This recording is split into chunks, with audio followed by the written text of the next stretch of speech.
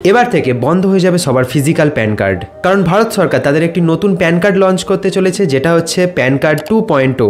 এই প্যান কার্ডটি হতে চলেছে সম্পূর্ণ একটি ডিজিটাল প্যান কার্ড, ঠিক কিছুটা আপনার আধার কার্ডের মতো। এই প্যান কার্ডেও থাকবে একটি ডাইনামিক কিউআর কোড, এবং এই কিউআরটাকে স্ক্যান করলেই জানা যাবে আপনার সমস্ত ইনফরমেশন এবং আপনার পার্সোনাল ডিটেলস। তার ফলে এখন ব্যাংকে গিয়ে আর লম্বা লম্বা ফর্ম ফিল আপ করে আপনাকে কেওয়াইসি করতে হবে না, আপনার কেওয়াইসি হয়ে যাবে জাস্ট 1 সেকেন্ডে।